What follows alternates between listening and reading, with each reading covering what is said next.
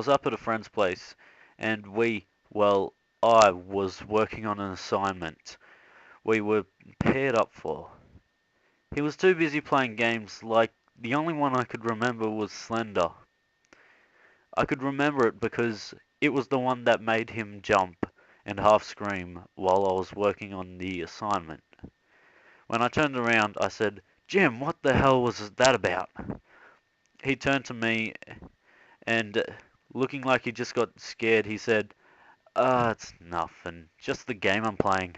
It's called Slender. You should try it."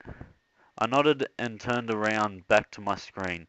As I did, I noticed it had gotten dark outside. I remembered Mum had told me to go home by dark, so I grabbed out my phone and texted her saying, "I'm just about to leave."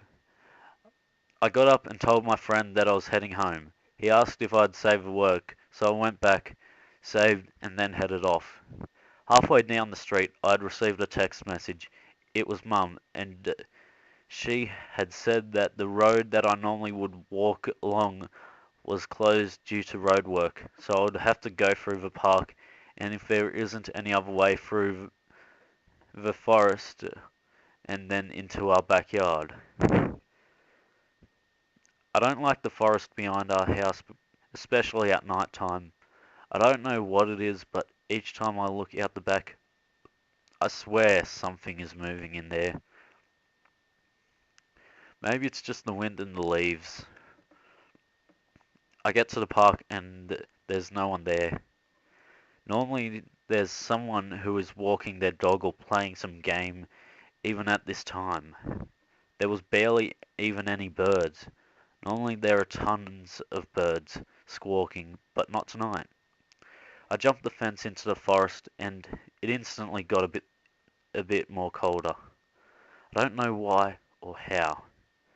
I walked on towards where I think my house was, but I only was guessing from when my mum took me through here before. Though it seemed like it had changed somehow. I noticed a tree that had its bark cut out, but the bark didn't seem to come out of the tree, but instead curved in and made a mask-like shape. The mask of the tree wasn't natural, though, because it had details like eyes that were red as if it was a flame right at the moment, but it wouldn't spread. It didn't have a mouth or anything else, at least. I tried to keep going, but it felt like something grabbed at my leg. I looked down and it was a hand with long bony fingers. I tried to shake it off, but instead it kept a tight grip. I stepped on the arm and it snapped off, and I got to run away. The hand still kept a fine grip on me. I ran and ran until I tripped on the hand that still gripped me. I look back and see a figure. It was the mask from the tree from before. The mask now had a darkened body with two legs that looked firmly planted in the ground, and it had two arms but only one hand. The other was clamped onto my leg. The mask itself now had long bark-like hair, and his eyes were now a flaming white color, but it didn't light anything else up. I kept going on and found a glowing red trail, and it looked like blood, but I had to follow it because it was my way home. It led onto the trail that led to my backyard. I kept following the trail, and the blood kept getting thicker and thicker, more and more. Mum called and set off the LED light in my phone because I had it on silent. From just that flash of the LED, I got to see the end of the blood trail for just that moment. I was horrified by it. My neighbour's little daughter Maury, who was only 7 at the time, laying at the tree. She, she had one arm almost gnawed off and the other completely gone. Her eyes gone, skull cracked at the top with blood oozing from the top to the along down the right side of her face. She wasn't alone at this tree though. Another little girl was with her, that she would always play with on a weekend. She was whole and nothing looked wrong with her. I answered the call from my mum. She asked me if I was in the forest, and I told her that unfortunately I was. I then went on to hear from her that there was an announced on the news that a killer has possibly been cornered in the forest that I am in. Mum was worried about me, very worried. This struck me and made me want to be in silence more.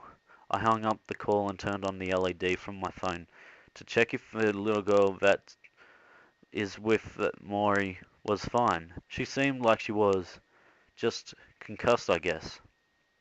I grabbed her and decided to try and run, but soon enough my ankle started to hurt, and so it was a struggle to run. So I started to slow down, even with the killer on my mind. I looked back and saw something glowing behind me, but it wasn't blood because it was part of a figure. It looked like it was the eyes of this what seemed to be a four-legged figure. I don't know how, just it being in the shadows and having glowing eyes made it just seem menacing, but I couldn't run any faster. The little girl I was carrying started to wake up. I was watching her as she did wake up, and she looked so innocent and happy as she did, but if she knew what was going on, she would be as terrified as me. She looked ahead of us, pointed and screamed out, "Scarecrow!" I looked ahead, saw it with its still flaming white eyes, tree-like figure, and now with arms wide open. I was running too fast to stop myself from running into him, so I turned so I would take all the impact and the little girl wouldn't take any. The girl, having screamed out "Scarecrow," then echoed in my ears over and over from then on. She left my grasp and had disappeared just before she called the Scarecrow. Before what she had called Scarecrow put its arms around me and put his hands on my chest. He held me in quite a tight grip. He pulled his hands up and I could feel my stomach tearing. At first it only stung, but then it began to seriously hurt, so I closed my eyes to try and hold back the pain.